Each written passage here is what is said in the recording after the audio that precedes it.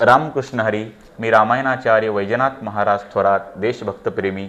आज एका अनोख्या देशभक्तांच्या भेटीला आलो, ज्यांची राजे छत्रपती अकॅडमी, तालुका मुखेड, जिल्हा नांदेड या ठिकाणी देशभक्त ज्ञानेश्वर पाटील डुमणे यांच्याकडे आलेले आहोत, ज्यांनी 17 वर्षे देशसेवा करून अशी महान अकॅडमी म्हणजे देशभक्तांचा मोकळ्या भाषेत सांगायचं म्हणजे कारखानाच खोललेला आहे.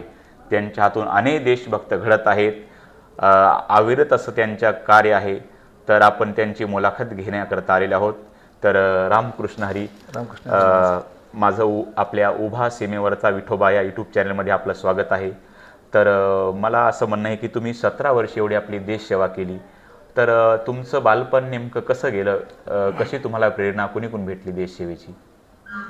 महाराज, सर्वप्रथम आपले या ठिकाणी राजे छत्रपती अकॅडमीमध्ये आपलं हार्दिक स्वागत. कारण आपल्यासारखे या देशामध्ये नवयुवकांना चैतन्य निर्माण करणारे आपल्या सुंदर वाणीतून अनेक ठिकाणी आपलं मी भाषण ऐकलं आहे, यूट्यूबच्या माध्यमातून, आपल्या चॅनलच्या माध्यमातून.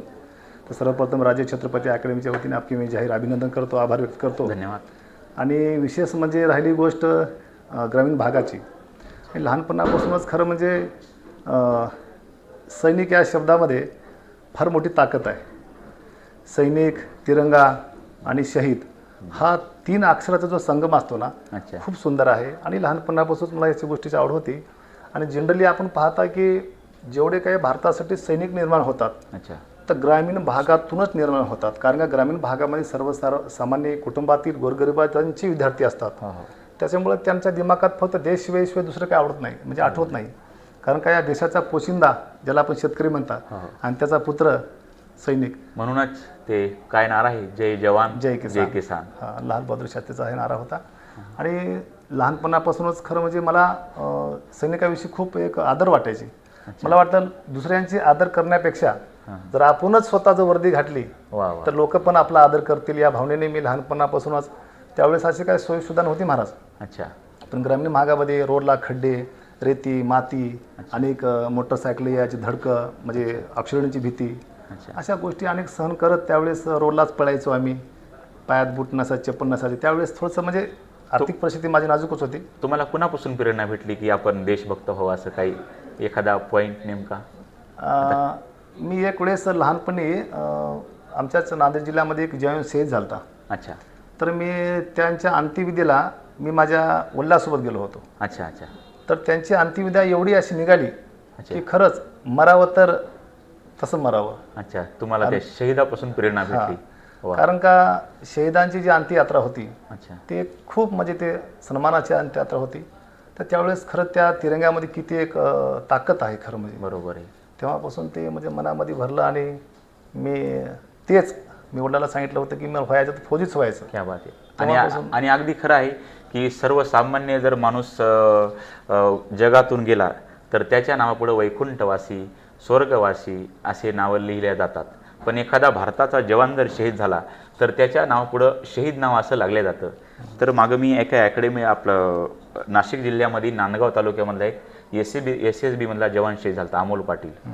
तर त्यांचं असं एक मी ऐकलं की ते 2017ला म्हणजे शहीद व्हायच्या अगोदरच त्यांनी 2 वर्ष अगोदर फेसबुकला एक पोस्ट टाकली होती की मी या जगात ज्यावेळेस नसल तर माझ्या नावाच्या समोर वैकुंठवासी, कैलासवासी, स्वर्गवासी न राहता शहीद अमोल पाटील असेल. तर गावातली मित्र म्हणले, बाबा शहीदांचा फोटो टाकायचा, भगतसिंगाचा फोटो टाकायचा, तुझा फोटो तू का टाकला?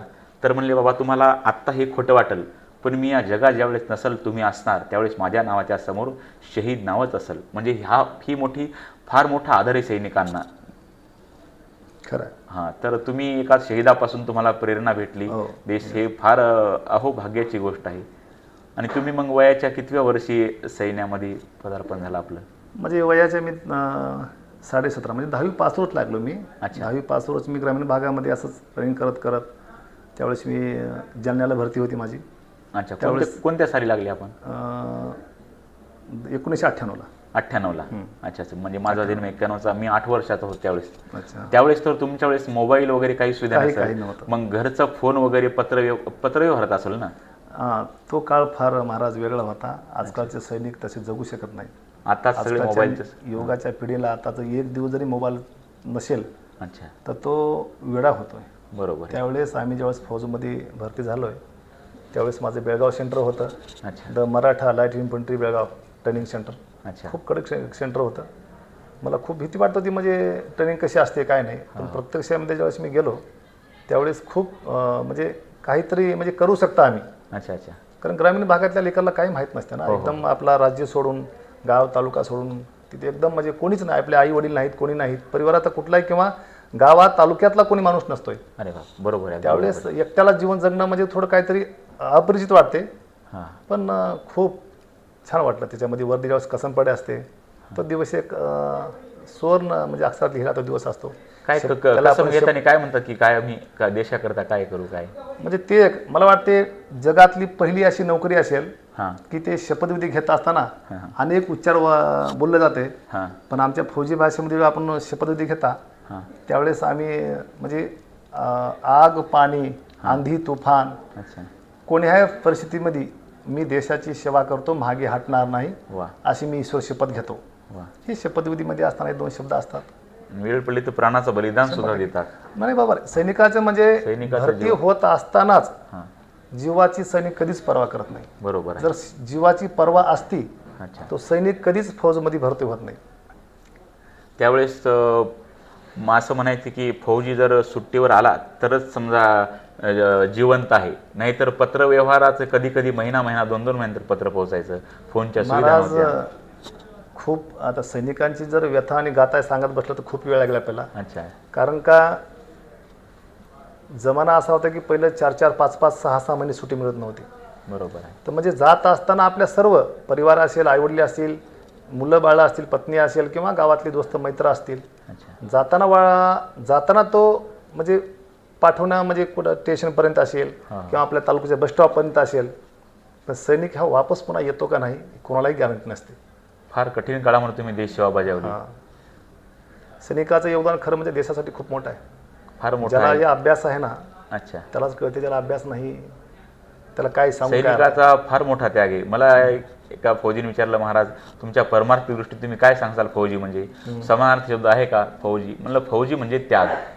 फौजीचा प्रत्येक क्षणाला त्याग असतो. आईवडिलांचा त्याग, परिवाराचा त्याग, ज्या कोणती इच्छा आकांक्षा आणि विशेष म्हणजे आपली जवानी ही देशाकरता मेन जी जवानी असती, ज्या वयात माणूस खेळतो बागडतो, उन्हाळपणा करतात, काहीतरी कर्तृत्व करून दाखवतात समाजात, ते पूर्ण जवानी देशाकरता लावतं.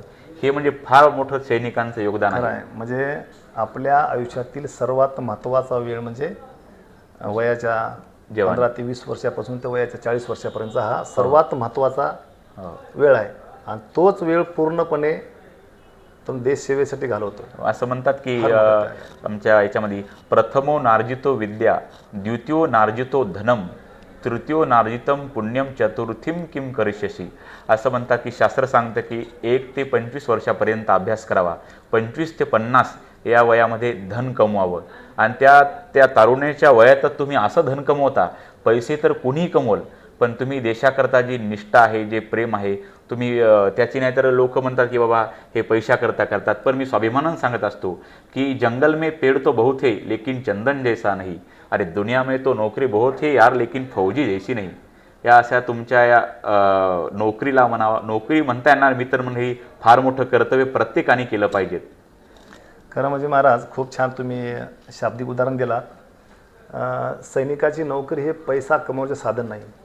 जर कोणाला वाटतं असेल ना की सैनिकाची नोकरी पैसा कमवण्याचं साधन असेल, तर मला वाटतं एक दिवस बॉर्डरवर राहून पाहावं. असा सरकारने कायदाच काढायचा, प्रत्येकाला कोणतीही ड्युटी करायची तर 2-4 वर्षे तर 1 वर्षी तरी त्यानं देशसेवा करावी, नंतरच इकडं. मला सांगा महाराज, जर पैसाचं कमवायचं असेल ना तर मला वाटते तुम्ही एका चौकामध्ये नुसती चहाची टपरी जी टाकलात ना, हो हो, किंवा एखादी पान टपरी, हो तर त्या ठिकाणी मी सांगतो फौजीची जी पगार आहे महिन्याची, बरोबर आहे. हा तेवढ्या पैसा तो एका महिन्यामध्ये त्या दुकानातून व्यवसाय चायच्या टपरीत तो कमावू शकतो. अगदी बरोबर आहे. मग हे व्यवसाय नाही, फौजीची नोकरी म्हणजे नाही, शारीरिक आणि मानसिक दृष्टिकोन फार मजबूत पाहिजे. तेच मला हा सर्वात मोठा त्याग झाला, आणि त्याग करण्याच्या त्यात ताकद पण पाहिजे. काहीतरी आईवडिलांचं पुण्यच म्हणावं लागेल. आणि हे असा हिरा हां प्रत्येकाच जन्मी नसतोय हो. हो आणि सैनिकांची जी सेवा आहे ना, आपण म्हणता दुरून सगळ्याला डोंगर साजर वाटते, परंतु सैनिकाचा जे त्याग आहे ना प्रत्येकाच्या नशिबात नसतोय. आई वडिलांचं काहीतरी भाग्यच असावं लागेल. हां, जे निस्वार्थपणे जे देशाची सेवा करणारे आहेत ना, ते आईवडील तसे लागतात आणि त्याच्या पुत्रही तसं लागतोय.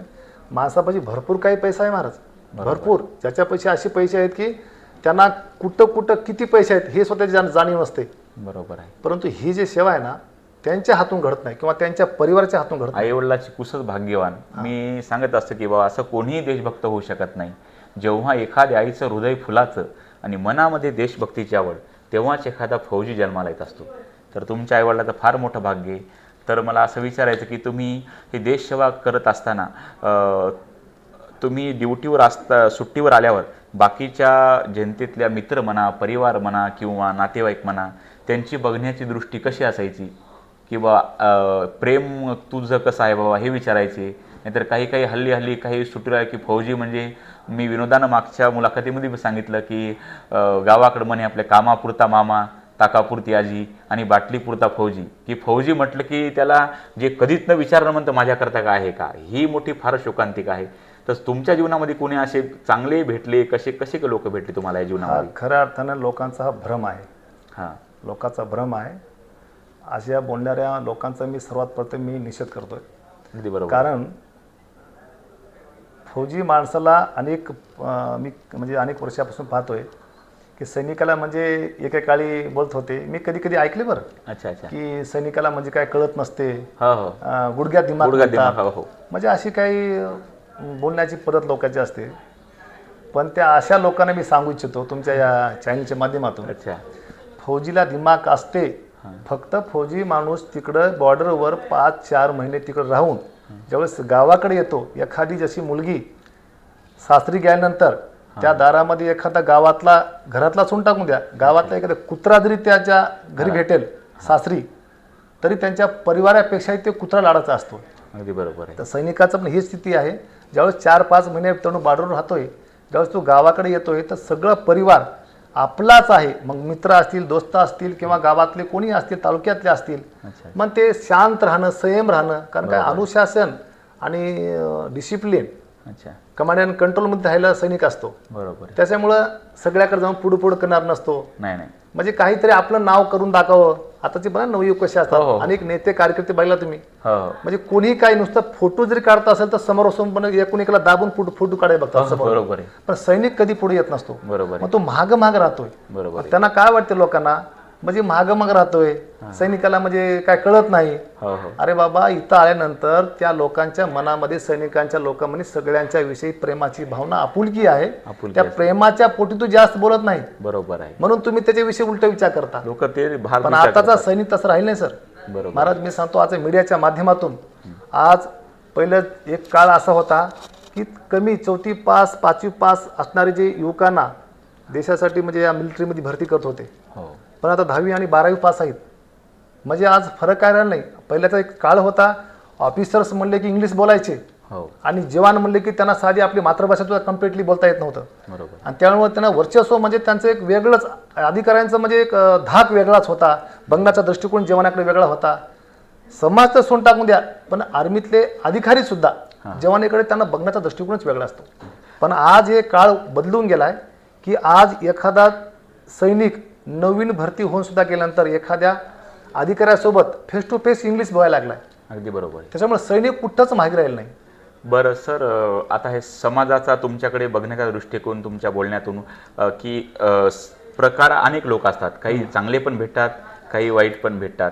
तर याच्यामध्ये तुमच्या या फौजी जीवनामध्ये जे काही अधिकारी वर्ग असतो, तर ते काही समजा उद्या ये परवा या सर्वसामान्य माणसाला म्हणतात, तशी वागणूक देतात. तसं सैनिकासोबत पण काही वेळेस असं घडतं. तसं आपण काय सांगसाल, अधिकाऱ्यांनी सैनिकासोबत कसं वागावं, आणि तुमच्यासोबत काही अनुभव आला का, आणि असं वागू नये काही तुम्ही देसाल का काही मार्गदर्शन त्यातून? महाराज, एखाद्या सैनिकाविषयी आता सुद्धा भरपूर काही पाहण्यासारखं आहे.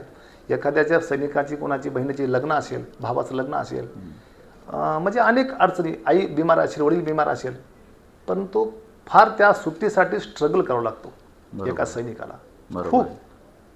बाकी नोकरीमध्ये, बाकी सर्व्हिसमध्ये नाही, सुट्टी दिला, आपलं अर्ज लिहिलं, कंप्लेंट गावाकडे निघून जातो समजा. पण फौजमध्ये तसं नाही.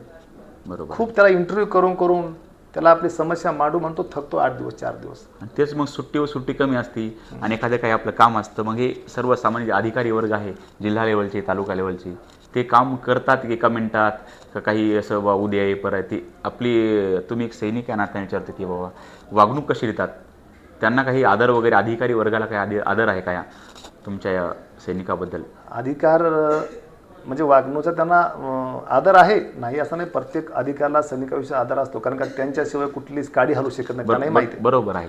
सैनिकाशिवाय एका शिपाईशिवाय अधिकाऱ्याची एक गाडी बी हलू शकत नाही. बरोबर आहे. आणि सैनिकाचा मी तर असं सांगतो की प्रत्येक अधिकाऱ्यांनी तालुका जिल्हा लेवलचे अधिकारी त्यांनी सैनिकाचं एकाच मिनिटात काम करावं. तर कारण की ते अहोरात्र देशसेवा करतात आणि इकडे त्यांना सुट्टीवर असताना आपण सामान्य जनतेकडून काही मागतो, बाबा तुझं काम असं करतो, तू याच्या बदल्यात हे दे ते दे, असं सैनिकाबद्दल तरी कोणत्या अधिकाऱ्याने असं काही मागणी करू नये. कारण की तुम्ही फार देशसेवेतून पिळून निघून आलेले असता. आणि तर तुम्ही तर म्हणता अधिकारी वर्ग चांगले वागतात, चांगली गोष्ट आहे. असं प्रत्येक सैनिकाचा प्रत्येक अधिकाऱ्यांनी सर्वसामान्य जनतेने आदर केला पाहिजेत. तर मी असा आता विचारतो की तुमच्या जीवनामध्ये तुमचे मित्र कंपनी ज्यावेळी ड्युटीला असताना काही असा एखादा प्रसंग काही घडला का जीवनामध्ये, काही असं त्यावेळेस की असं वाटलं बाबा की खरंच आपण किती भाग्यवान आहोत, हा सुंदर तुमच्या जीवनामध्ये असा सगळ्यात आनंदाचा क्षण कोणता आहे या 17 वर्षाच्या ड्युटीमध्ये?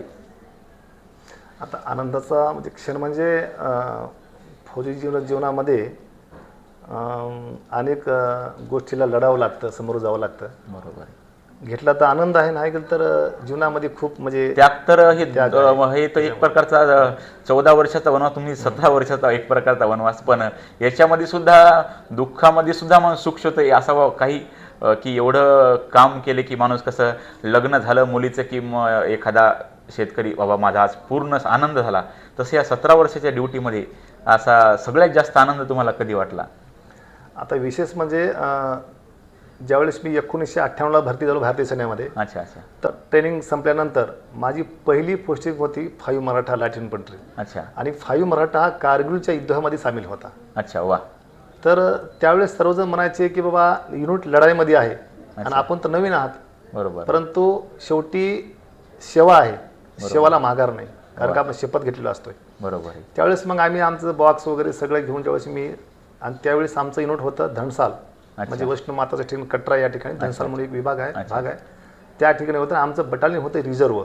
अच्छा. म्हणजे पुढची संख्या जर एखादी सैनिकांची कुठे कमी पडत असेल तर त्यावेळेस आम्ही सगळं बोरी विस्तारा रायफल्स अम्युनिशन सगळं घेऊन आमच्या उशिरात राहायचं. कधीही आदेश येऊ शकते आणि कधीही आपल्याला जावं लागते.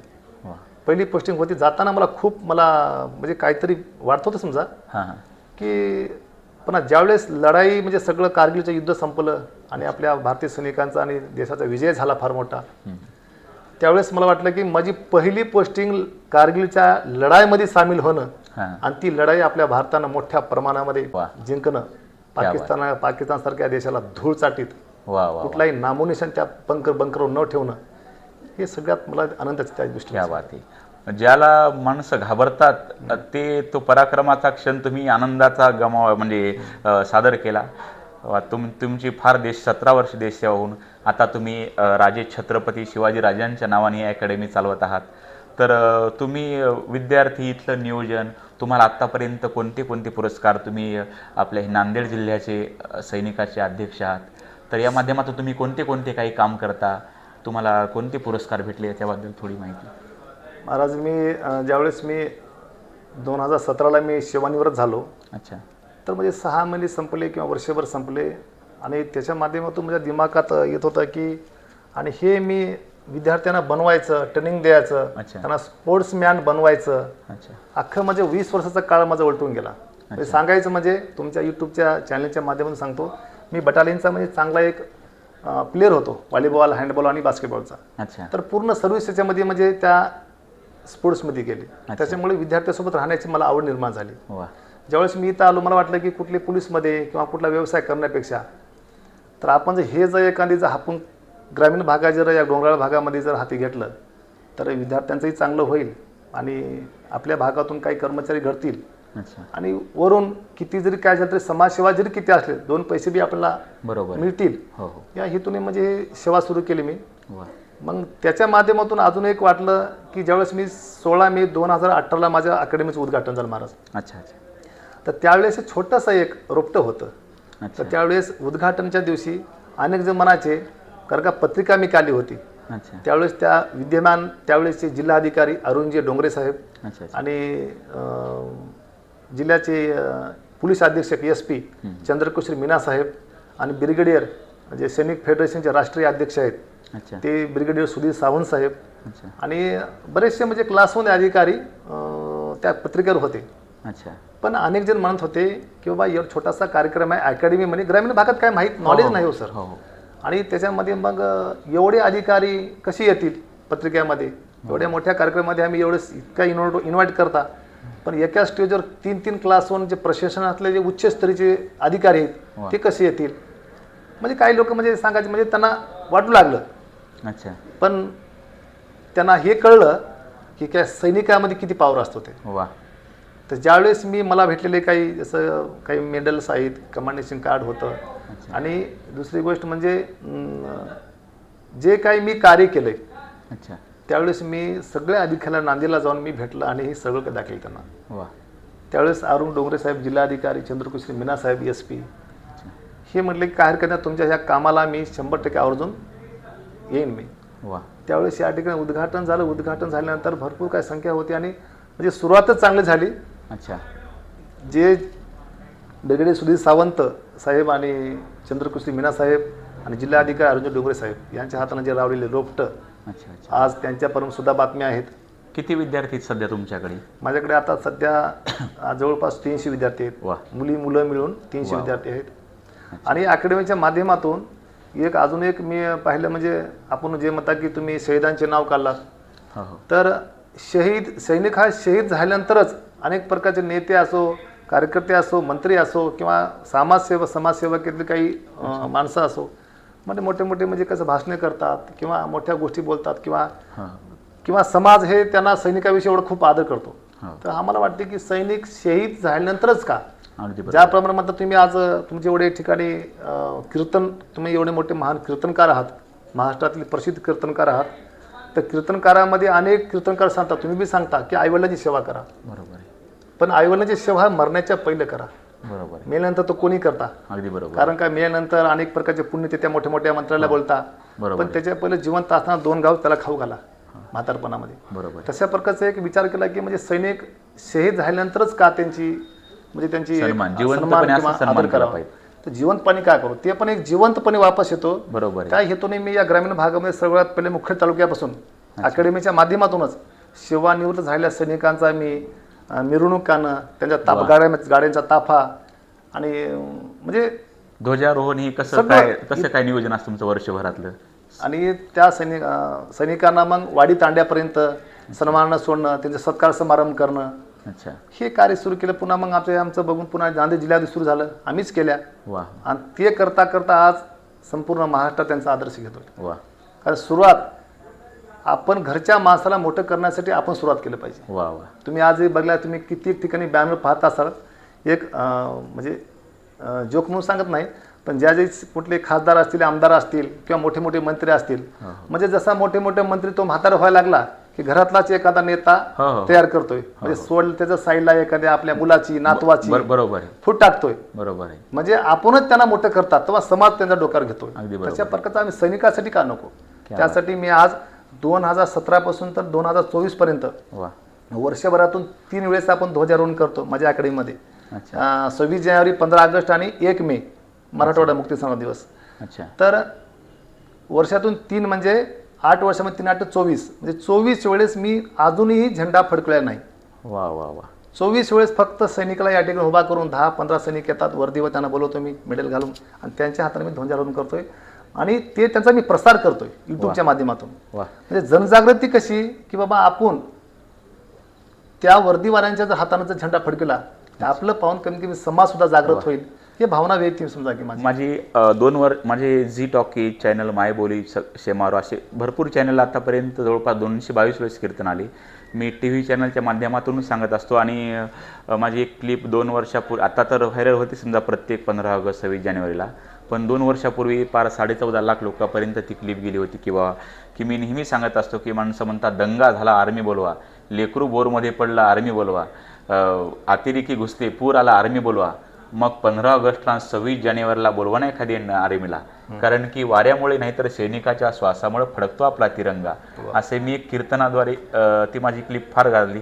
आणि ते तर तुम्ही तर सैनिक असून सुद्धा तुम्ही दुसऱ्या सैनिकाला मान देता, हे फार मोठं म्हणजे आदर्श घेण्यासारखं हे उदाहरण आहे. कारण की राजकीय क्षेत्रामध्ये असो का मी परमार्थात असून सुद्धा सांगतो की ओढाताण झाली की मी मोठा, पण तुम्ही खरे मोठे तर मी म्हणून माझ्या चॅनलला नावं दिलं मी उभा सीमेवरचा विठोबा. कारण की जगात फक्त मी 2च पांडुरंग मानतो, एक विटेवरचा आणि दुसरा सीमेवरचा. विटेवरचा संकट निवारतो पण सीमेवरचा संकट स्वतःवर घेतो. तसं तुम्ही एक सैनिकेत 17 वर्षी ड्युटी करून अकॅडमी एवढी चालवत आहात, एवढे विद्यार्थी घडवत आहात, तुम्हाला भेटून मला आनंद वाटला.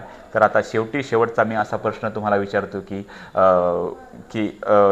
तुम्ही या यूट्यूबच्या माध्यमातून नवीन जे सैनिक आहेत मोबाईलच्याद्वारे बघणारे, त्यांना तुम्ही नवीन विद्यार्थ्यांना तुम्ही काय मार्गदर्शन करसाल की काय केलं पाहिजे आत्ताच्या तरुणांनी? महाराज खरं म्हणजे आताची तरुण पिढी खूप या मोबाईलच्या भोवऱ्यामध्ये एवढी बेकार झाली. आता मी रोज पाहतो 24 घंटे मी लेकरांच्या सोबत विद्यार्थ्यांसोबत राहतो मी. बरोबर. अनेक वेळा मी त्यांना पनिशमेंट दिलंय, त्यांना मी अनेक शाब्दिक उदाहरण दिलंय. 24 तासात माझा 1 तास त्यांना मी फक्त मार्गदर्शन करतोय. पण त्यांच्यावर परिणाम तेवढा होत नाही, कारण का मोबाईलमध्ये आणि विशेष म्हणजे कधी कधी मी ऐकतोय की विद्यार्थी हा त्यांना आपलं ध्येय आणि आपण कशासाठी करत आहात आणि कशासाठी जन्मलात त्यांना अजूनही त्याला अर्थ कळत नाही. बरोबर आहे. पण जे हुशार आहेत, पहिलेचा आता एक काळ होता की अडाणी म्हणजे ग्रामीण भागातील जे विद्यार्थी होते त्यांच्यापाशी मोबाईल तर नव्हताच, आणि शहरा भागामधले विद्यार्थी त्यांना सगळे काही सुविधा उपलब्ध झाल्यामुळं हे लवकर कुठे शासकीय नोकरी मी लागत होते. पण आता जर काळ बघलात तर शहरापेक्षा ग्रामीण भागातले विद्यार्थी आज शासकीय नोकरीमध्ये कार्यरत आहेत. बरोबर आहे. कारण का त्याला मोबाईलपासून त्या म्हणजे ग्रामीण भागामध्ये मोबाईल लेट आला, सिटीमध्ये लवकर आला मोबाईल. बरोबर आहे. तर या विद्यार्थ्यांना मी सांगू इच्छितो की तुम्ही कुठलीही तयारी करा, सैन्यामध्ये जा, पोलीसमध्ये जा, तलाठी, ग्रामसेवक, काही वा, एअरफोर्स, नेव्ही, कुठल्याही शासकीय नोकरीमध्ये म्हणजे कशामध्ये तुम्ही सेवेमध्ये जा.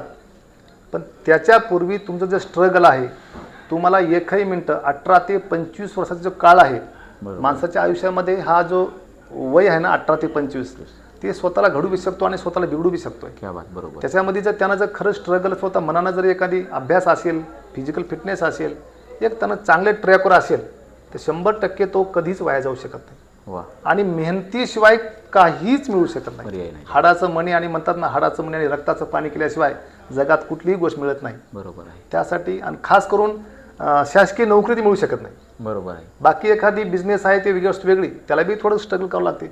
पण नोकरी, शासकीय नोकरी सोपी नाही. अच्छा. त्याच्यामुळे हे स्ट्रगल करणं महत्त्वाचं आहे. आता कुठेही अगदी 500 विद्यार्थी आहेत अकॅडमीमध्ये असो, तर 500पैकी 500 लागत नाहीत. मग ते किती विद्यार्थी लागतात ते त्यांच्या मेहनतीवर, आम्ही जे शिकवतात त्याने किती रिव्हिजन केले त्याच्यावर सगळं रिझल्ट अवलंबून असतोय. आणि आजकाल कुठल्या प्रकारचं काहीच कुठं काही चालत नाही. बरोबर. मेहनत केल्याशिवाय पर्याय नाही. मेहनत फार महत्त्वाची आताच्या. तर धन्यवाद सर. आज आपण ज्यांची मुलाखत घेतली, राजे छत्रपती अकॅडमीचे मेन अध्यक्ष सर्वा ज्ञानेश्वर पाटील डुमणे यांची आपण मुलाखत ऐकली.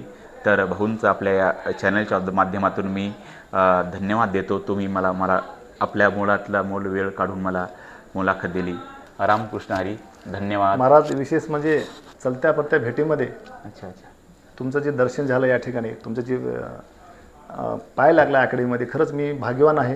कारण का तुमच्यासारखे आज मार्गदर्शक आपल्या सुंदर वाणीतून अख्ख्या महाराष्ट्रभरात तुमचे कीर्तन चालतोय. तर अशीच तुमची एक सैनिकाविषयी आदर कायमस्वरूपी राहणारच आहे. कारण का मी तुमचं यूट्यूबला सुद्धा मी पाहिलं होतं, खूप दिवसापासून वाट बघतो की तुम्ही कधी एक वेळेस इथंच आले. बरं, मी तुमच्याकडे येऊन बघण्यापेक्षा तुम्ही इथे येऊन बघलात तर खूप मला छान वाटलं. आणि दुसरी गोष्ट म्हणजे तुमच्या जे अंगामध्ये जे शर्ट आहे, कोट, प्रत्येक तुमच्या यूट्यूब चॅनलला फक्त आर्मीचा कलर आहे. बरोबर. मला आवड आहे, आदर आहे.